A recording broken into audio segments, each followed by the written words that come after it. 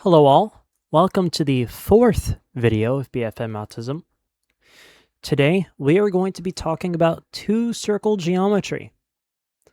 Now, those who have watched the most recent video, that being efficiency through geometry, the concepts we covered in there will align largely with the concepts we talk about today.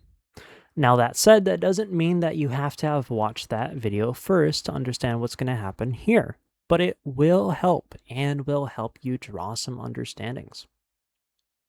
Now, to begin with, we're going to talk about regular two-circle geometry. In the turn geometry video, we discussed how separation will impact the shape of the two-circle, where depending on how far away you are at the pass, it will impact the shape of the fight, whether we have an offset or if we're symmetrical. But we didn't talk about how that looks like inside the cockpit. Now, this fight that we are about to watch is me fighting against a AI bot, and we're going to look at the effects of line of sight rate and geometry within the cockpit. What we're going to see is a low separation pass coming into the two-circle, and the thing that we are paying attention to is how much we move our head to watch the bandit and where the bandit is in our canopy. We're also keeping track of the range between us and the bandit and whether we're seeing the nose, the top, or the tail of the bandit. As we're coming around, we're seeing more of the front, the range is closing, and we're going to see it snap back behind us as we get to that close pass. We're seeing the tail. Then as we come around, we're not having to move our head all that much to keep our eyes on them. They're slowly moving to the front of the canopy. We're seeing the top of the canopy now. And as we come in, range is decreasing again. We're seeing their nose. We're coming into that close pass again, and then we get that another slingshot to the back. And then with that close pass, we had to redefine into the one-circle lap. These offsets allow us to create snapshots. If we have our misaligned two-circle, and if somehow we were able to get our nose onto the bandit when they're far away on the outside of the turn, then theoretically it wouldn't be all that hard to keep our nose on them when they're on the outside because they're moving slowly. And so, to achieve this, what we can do is as we start to enter into the outside of that turn, when we're far away, if we pull hard using instant rate, we're able to get that nose on and push that snapshot across the circle. Here we see a great example of utilizing instant rate snapshots within the offset. Here I'm an F15 playing against an F18. We see that offset be generated. You see me pulling hard for that shot along the outside of the turn. The line of sight rate is low. We get the nose on before the enemy does. We get shots off first, which does end up causing the enemy to turn hard into us. But because we got nose on first, we got shots off first. But there are two issues here. One, we can only create this offset if we get a close pass, or if from the aligned two-circle, we extend outwards and then re-enter into the fight, and thus create that offset. And the issue with that is that smart bandits will not allow you to get a close pass, and that the act of extending means you have released pressure on the stick and are allowing the bandit free angles to come around on you. If we use the stick, if we're, neutral in this two-circle, right? If he's here and we're here, right? If we extend outwards, we're still pointing in this direction, whereas the bandit's already come around here. And by the time we're able to turn around, the bandit's already here, outside of the window where that line of sight rate is low. So we're not able to get that snapshot, and the enemy has gotten free angles on us, and it's probably going to be able to instant right themselves into us, because now we're effectively on their outside of the turn, where our line of sight rate is low for them. So we have to be careful with generating those offsets. We have to either find the opportunity for the close pass or find an opportunity to extend outwards. With extending outwards, the main idea is to gain an angles advantage, which you can exchange for the offset, so that whatever angles the enemy gets puts you to be neutral instead of defensive, because you sacrifice your advantage for a positional one. Now, this presents a problem. We may want the offset. If we're an angles fighter with a better instantaneous turn rate, or for whatever reason we're not able to push sustained rate as good as the opponent, whether it be a pilot skill or airframe capability, etc., we know how to apply that. But what if we are the sustained rate fighter, the energy fighter, and we want to avoid these offsets? How do we solve them? How do we deny them? How do we control that geometry? There are two main ways. There's the fast way and the efficient way. The fast way is the doctrinal version.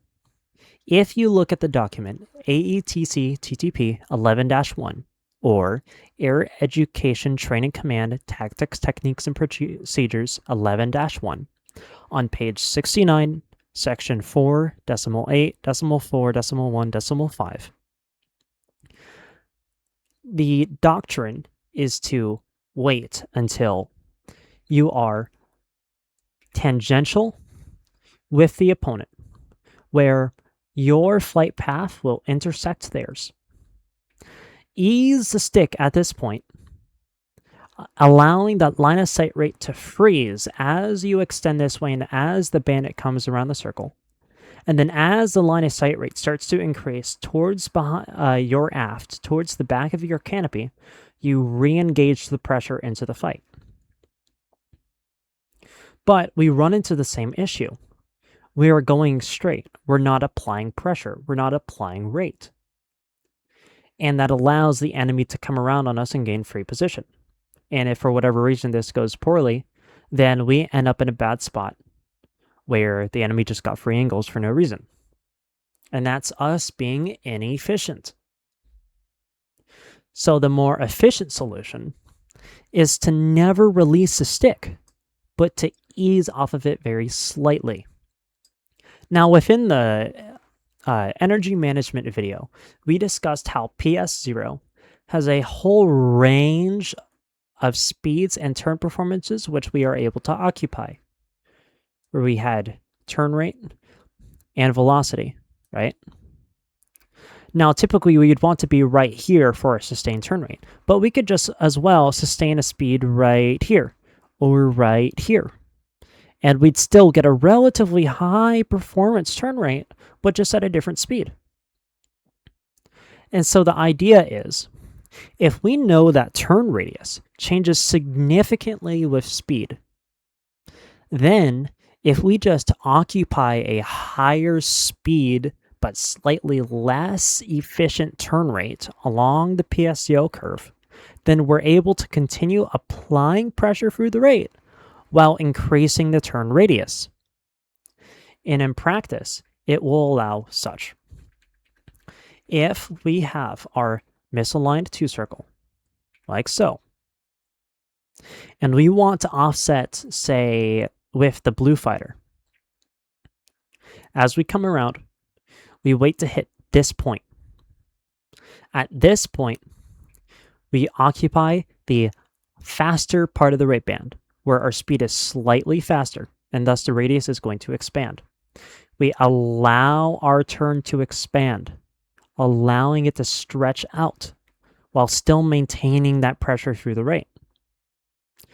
And then, as we occupy this end of the fight, we go to the other side. We occupy a lower part of that rate band, a lower part of that PS0 curve. Allow the fight to tighten up. Allow ourselves to align with the bandit. And as we align on the other side, we go back to the neutral part of the rate speed. We align that circle and continue our rate. Through that, we have effectively aligned the turn circles and reduced the offset while maintaining rate pressure. In this clip, we see two fighters engage into the merge, one F-16, one F-15. Low separation pass causes a heavily misaligned two-circle. F-15 being a little bit hesitant, but he's pulling aggressively for that snapshot along the outside.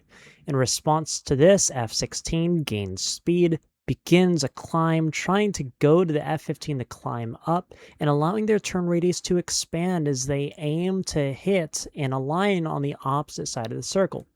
They get their turn circle entry cue, begin to go back down, entering in, tightening up, allowing themselves to align, and continue to play for the energy fight coming around the backside and allowing the F-15 to get slow, continuing their regime.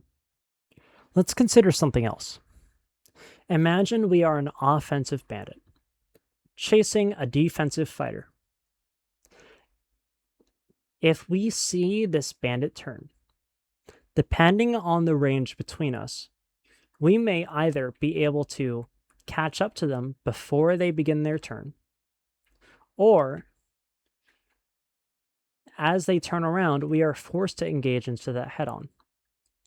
And depending on what happens, it changes the way the fight shapes out. If we are too far away and they're able to get that nose around, we are forced into this pass, into this head-on, essentially merge. And as such, we need to treat it as a merge. And thus comes all the implications and precautions that we need to take with that. We need to start worrying about things like separation. Do we want to create a low separation pass, start creating an offset within the two circle, or try to reverse the fight into a one circle? Do I want to try and force a high separation pass, see if I can create a aligned two circle? Maybe I want to create some separation and then force a lead turn into them, see what I can do with that. Maybe I want to start trying to employ weapons, see if I can force the enemy to go defensive. Then we need to start considering our relative advantages. What regime do I want to push the fight into? What advantages do I have over the opponent? What capabilities do I know I have as a pilot compared to the opponent? If the range is low, however, and we are in fact able to catch up to the opponent before they get their nose on, and we effectively get inside their turn circle, then we are forced to make a decision. When and how do we turn into the bandit?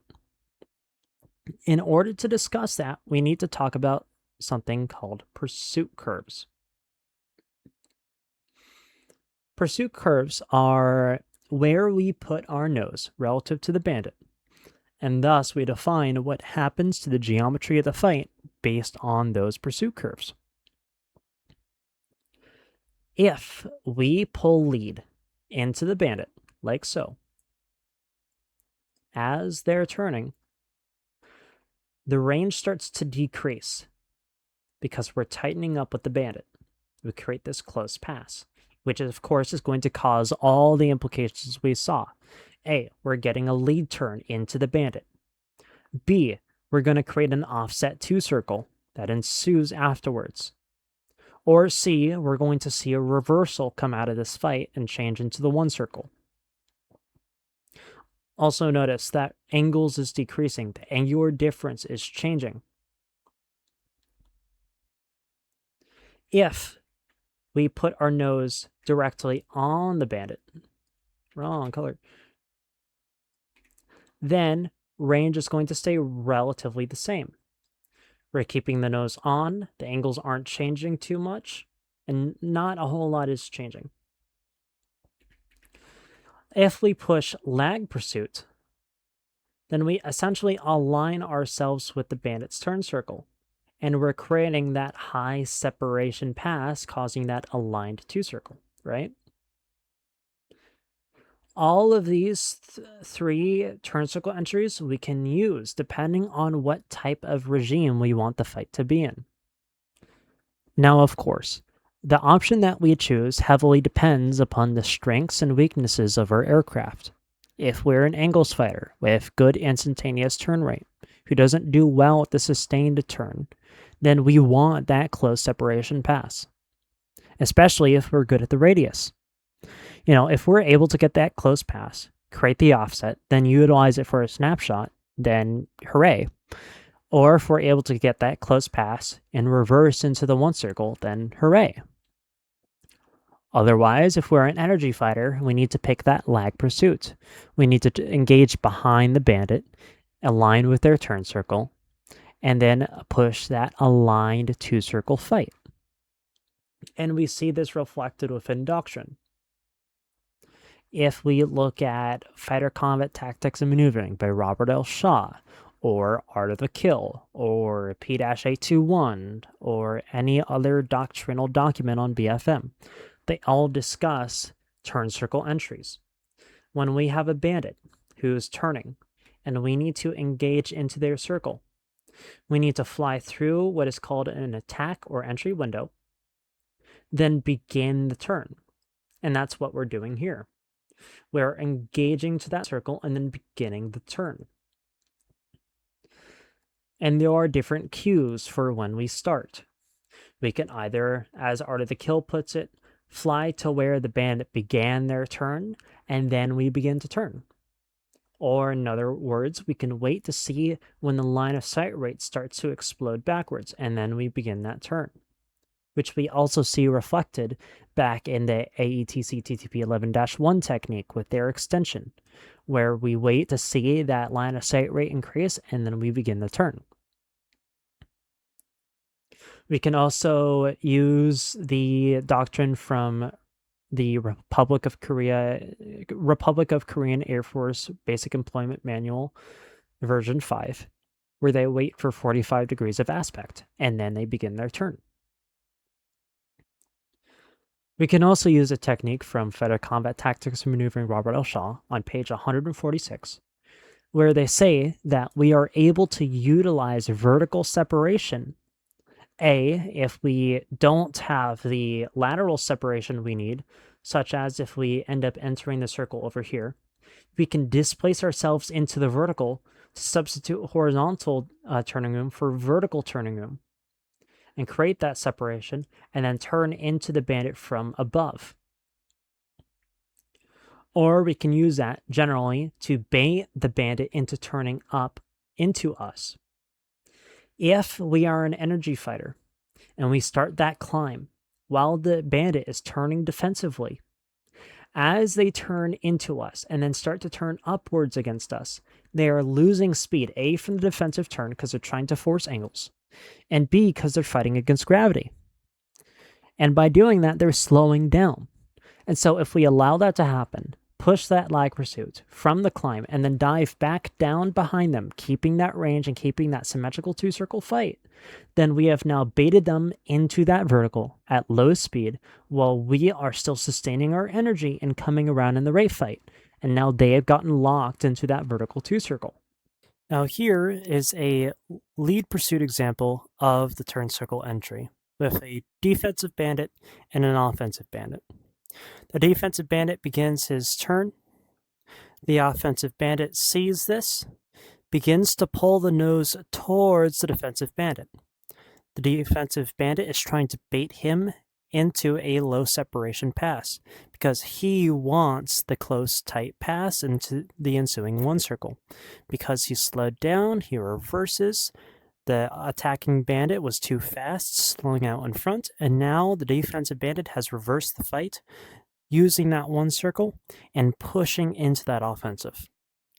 Here is an example of a lag pursuit turn circle entry. Again, same setup, one defensive fighter, one offensive fighter. The defensive fighter begins his turn trying to goad the offensive fighter into that lead pursuit, but he doesn't. He stays back, waits for his cue, begins his turn into the circle, keeping the range relatively high and forcing that two-circle geometry so that the Angles fighter is not able to engage into their regime. And the F-16, an energy fighter, managed to maintain their regime. And I want you to notice something. Notice how we are working to achieve turn circle alignment, just like we saw in the flat 2 circle. We are working to align the circles, get into that turn circle entry, keep the fight aligned. And they are the exact same concept, just with different setups. In one case, with the flat 2 circle, we were starting from over here and having to maintain rate around. In this one, we don't have to worry about rate. We just need to get there as fast as possible and engage into that fight. And even in the flat 2 circle, we can employ this exact same vertical technique. We can climb above the bandit, allow them to pull up into us, then dive back down behind them. It's the exact same technique. And if, for those who watched the last video, we see the exact same thing there. With the 2 circle, we use the radius to align the circles. And that's what we saw on the flat 2 circle. We use the radius to align the circles. These similarities are everywhere in BFM.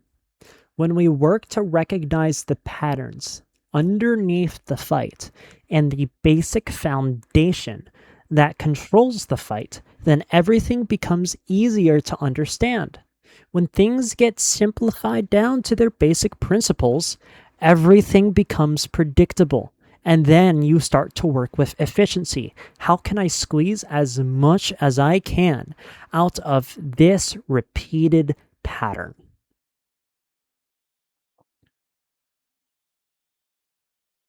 On that note, let's discuss efficiency through geometry. In there, we talked about the vertical 2 circle. The doctrine behind that was that in the vertical 2 circle, we work to align the circles using speed from the dive to push that radius, align, and then come back in, as we saw with the flat 2 circle fight earlier. And in that video, we saw the opponent being inefficient. But let's talk about why. Now, as discussed in the video, the technique for the vertical 2 circle is as such. When we get to the top of the circle, we work to apply instant rate. We're hitting that corner speed. We're pulling as hard as we can, because the force of our lift and the force of gravity add up to create a stronger turn. Then, after that turn, we dive, allow ourselves to gain speed, sustain that speed through the bottom, and then through the climb, and then, again, pull hard over the top. But the opponent wasn't doing this. They were pulling too hard during the climb and then letting themselves linger before coming down. And thus they were being inefficient with their rate fight. If we play efficiently, then something will happen. We start to see offsets come back into the fight. If we keep allowing ourselves to pull hard over the top, then with each cycle, we will go further and further downwards. Imagine, we pull over the top, bringing us down. We allow ourselves to extend through the dive, gain our speed, and then we do that again. We pull over the top, extend downwards, and repeat the cycle. As we do so, we're constantly losing altitude. And if we do this in an actual fight, what you might see is that eventually we start getting close to the ground and we can risk getting a C-fit. Or if the opponent isn't playing efficiently and isn't pulling over the top, then we start to see the offset within the 2 circle itself. And thus we're starting to see offset snapshot opportunities through that vertical. And we need to be careful here, because in the vertical fight, it's extremely easy to be inefficient with our energy, as we saw. If we don't play efficiently, if we don't manage our speed, then it's going to be extremely difficult to get that speed back without losing a ton of angles. And these aren't the only offsets that exist in the vertical 2 circle. Let's imagine we have our aligned vertical 2 circle, like so. And for whatever reason, we want offsets to be created this direction instead of this direction, as we saw like this. We want it to be more like so. What we can do is, as we enter this dive, typically the idea is we unload the stick slightly to reduce induced drag. If we release that stick a little bit earlier as we're pointing this direction, we will unload this way, then enter into the bottom of our turn, and thus have displaced our turn. Or we can do a radius-based offset. Allow ourselves to have a little bit more energy over the top, widening the circle, and then continuing our fight as normal. And as we repeat this process, we come more and more to the right. And thus we're starting to get offset snapshot opportunities. When the opponent is far away, we can pull hard into them and get that snapshot, right? These offsets and geometries exist everywhere within the 2 circle. And not just there, we see it in the 1 circle with turning room. And we see it in the rolling scissors. We see it everywhere. And these are the things that get intermediate pilots killed so much. They know to understand rate and radius in the 1 circle, 2 circle, and stuff like that. But they don't recognize the geometry. Things just happen, and then they work with it. And sometimes they die, and they don't understand why. These are usually the reasons. Now, with this, we are again seeing the pattern of efficiency. When we control the geometry, it's just as important as the angles or the energy. We have to treat them with equal levels of importance. We need to be efficient. This is what the 1% looks like. We play with efficiency. We play with geometry, with angles, with energy. We control the fight into our regime. On one last note, let's discuss how vertical 2 circle efficiency is affected with each aircraft. When we discuss the efficiency of the vertical 2 circle, and not just that, but of 2 circles in general, whether it be flat or rolling scissors or offset or etc., there are 3 main factors which decide our performance. And we're getting these factors from Fighter Combat Tactics and Maneuvering by Robert L. Shaw, page 409. These 3 factors are our weight to wing surface area ratio, or the wing loading, our thrust to weight ratio, and our lift to drag ratio. Wing loading is how much wing surface area we have per unit of weight.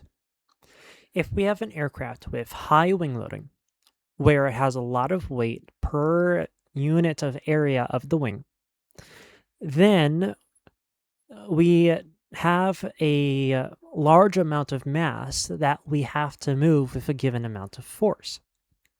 And if that mass is substantial, then that force has to work harder to accelerate it, compared to a low wing loaded aircraft. If we don't have a whole lot of mass that we have to move with a given amount of wing surface area, then it's easier for that force to accelerate the mass. Force equals mass times acceleration, right? So being lighter is going to help us be more maneuverable, because each unit of area of the wing doesn't have to work as hard to move its respective amount of weight. The thrust to weight ratio is helping us put more energy into the system, putting more energy into the turn. If we remember episode 3, our energy management video, we talked about how our ability to turn is decided by our PS, how much energy we put in versus how much we take out. And that was our thrust versus our drag. If we have a higher amount of thrust, then we can get away with pulling harder and creating more induced drag because we have more thrust to counteract it, right? If we don't have a whole lot of thrust, then we can't afford to pull as hard. And lift to drag ratio is how much drag we produce per unit of lift. If we create a ton of lift, but in the process we create a ton of drag, then we are going to start slowing down significantly and we won't be able to maintain that turn. Whereas if we produce a lot of lift and don't create a whole lot of drag, then we're able to maintain that turn for longer because we're not slowing down as much. And all three of these factors come together to influence our ability to turn in different ways. To start off, let's look at the F15, or the T15 for the proper in-game name. The F15 has very strong wing loading. It's a large aircraft, yes, but it has very large wings, and the fuselage itself tends to act as a lifting body. Because of that, it has a lot of lifting area to take up each unit of weight. And as such, it's able to create a lot of force to accelerate its mass, which means it's heavily maneuverable, and which means that it's able to aggressively pull, which means it's going to have very good instantaneous turn performance. It's going to have a very strong instantaneous turn rate. It's going to have a very strong instantaneous turn radius. It's just going to be good at pulling hard, at creating that force to begin with. It also has a very strong thrust to weight ratio. It's a relatively heavy aircraft, yes, but it has two very strong engines. It's able to put a lot of energy into its turn. It's able to accelerate hard. It's able to pull high amounts of G with the wing loading. It's able to put energy into the system using its thrust and keep itself turning. The issue is that it has very poor lift to drag ratio. For every unit of lift it produces, it creates a lot of drag, more specifically induced drag. So it can produce a lot of lift through wing loading, which makes it very maneuverable. And it's able to put a lot of energy into its turn. But as it produces a ton of lift, from its wing loading, it's creating a ton of drag, which slows it down heavily despite its thrust to weight ratio. And so what this means in practice is that within the vertical two-circle, it's able to pull very, very well over the top of its turn and pushing that instantaneous turn rate, right? But once it gets to its dive, it's very difficult for it to gain its energy back under load because the lift it's producing during this turn is creating a lot of drag and keeping it from accelerating. And so the only way for it to gain its speed back is if it unloads the aircraft. It pushes its g-force to 0, which, as we know, means it's not applying angles, and as we've learned in the past, that means it's going to start losing the rate, which kind of defeats the whole point of this vertical two-circle. So it's going to have a struggle getting its energy back through this dive, or it's going to be forced to give up angles. And it's going to be harder for it to sustain under this load factor through the turn up before it gets to the top again. And so over time, it's suffering in turn rate here at the bottom. And over time, it's going to hemorrhage its ability to pull over the top if it starts entering these turns with lower energy states from it not being able to get through this fast enough, or just not being able to get the energy it needs. For the F-16, it has a relatively weak wing loading. It's a small aircraft, yes. If I remember correctly, it's about 31 feet, which should be actually smaller than a Cessna, which I believe is about 36 feet. It's a very small aircraft, but its wings just aren't large enough to keep up with something like the F-15. Now, you might be able to look at an image of an F-16 and say, oh, but the wings look like they're the same size to the fuselage as does the F-15. The issue is the cubes or the square cube law. If you have a shape which is doubled in value for every dimension, its length, its width, its height, then its dimensions get doubled, its area is quadrupled, and its volume is octupled, or times 8. And so just because the aircraft is smaller doesn't mean the same size of wing is going to work to get the same acceleration we need for that mass. So a wing is going to have to be bigger in order to keep up with something like the F-15. And so because of that, with the poor wing loading, the high wing loading, right? Because we have a lot of weight per wing surface area, we don't see as aggressive of turn performance as we do with something like the F-15. The instantaneous turn performance isn't there. We don't have the instantaneous turn rate, and we don't have the instantaneous turn radius, which is why the F-16 can't push itself as hard as the F-15 or the F-18 can in those regimes. But it makes up for it in its thrust to weight and lift to drag. Its thrust to weight ratio is strong.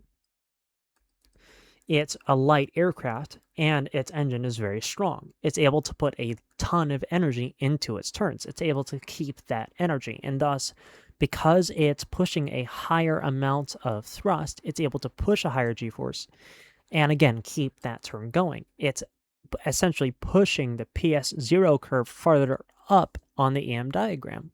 It's able to achieve higher amounts of turn rate and higher amounts of g-force while maintaining that turn and maintaining that speed.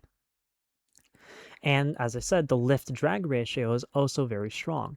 It's a very sleek, very small airframe, and it doesn't create a whole lot of drag per unit of lift, which is why it's so good into the sustained turn radius. It's pushing a lot of energy into its turn with thrust to weight ratio, and during its turn, the lift that it does produce doesn't slow it down all that much, which is why it's able to push such strong turn rates and maintain that energy while doing so. That's why it's so good in the flat two-circle. But again, that wing surface area is keeping it back. It's not allowing it to apply the instant rate pressure. So if we look at the vertical two-circle, we see this very strong ability to gain speed while turning, through this dive, because the lift to drag ratio is allowing it to accelerate even under G-force, which is not what the F-15 could do. It's allowing it to sustain that speed and gain a high sustained turn rate through this climb, through the bottom and through the climb. But as it gets to the top, it just doesn't have the wing loading it needs to push aggressively over the top and get that instantaneous turn rate, which is going to keep it from performing as well as it could be in the vertical two-circle. If we look at the F-18 now, F-18, it has a pretty moderate wing loading. It's not a heavy aircraft like the F-15, but it's also not a light aircraft like the F-16, but it still has a pretty decent wing area. And as such, it's able to be relatively aggressive with its instantaneous turn performance. Not as strong as the F-15, but definitely better than the F-16. So it's pretty all right in its instantaneous turn rate, instantaneous turn radius. Plus, with its high alpha capability, it's able to just kind of throw its nose around, which kind of makes up for that. Its thrust-to-weight ratio is also pretty moderate. It's not as heavy as the F-15 and not as light as the F-16, but it still has pretty decent thrust, so it kind of balances itself out. It's able to put a pretty decent amount of energy into its turn. It can't achieve as strong of a turn rate as the F-16, and it's not able to achieve that high of a G-force, but it's better than, say, like the F-15. And the lift-to-drag ratio is also pretty moderate. It's not the most sleek aircraft like the F-16, but it's also not a flying brick like the F-15 is. And so with that, it's able to achieve pretty decent turn rates. It's able to sustain its turn under force. Again, not as well as the F-16, but definitely better than the F-15. And it's able to push that turn. And so in practice, with the vertical two-circle, we see a very strong ability to push over the top. Again, not as strong as the F-15, but it's able to do so while maintaining energy with the lift to drag. It's able to push back down and accelerate under load, again, because of lift to drag. Push itself back up. And then, again, push over the top strong. With that wing loading and the lift drag, it's able to push aggressively and keep that energy. And again, it's able to do so all while putting a decent amount of energy into its center thrust to weight ratio. And so the reason why the F-18 is doing so well in the vertical two-circle is because with the other aircraft, they all have a bottleneck. With the F-15, it's just too draggy, and it can't control its energy as well. The F-16 just isn't aggressive enough over the top, whereas the F-18 doesn't have any bottlenecks. It's all relatively moderate compared to the other two. It's not a specialist, but it's so synergistic that it all works to be more efficient overall. It's better than the sum of its parts. So with that, we see the F-18 being the best in the vertical two-circle. But this is these, foundational variables are what's allowing the F-15 to be so strong in our angles fighting, one circle, instant rate performance, and why the F-16 is doing so well in its energy fighting, rate fighting, flat two circle performance. And the F-18 just kind of sits in the middle. That is going to be all for today's video. I had a lot of fun making this. I put a lot of effort to it, and I'm really hoping to see what people think about it. And the next video is likely going to be about out-of-plane maneuvering or rolling scissors, one or the other. I might throw out a replay analysis before that. I'm not entirely sure yet, but we'll see. I hope all of you learned something today, and keep on learning.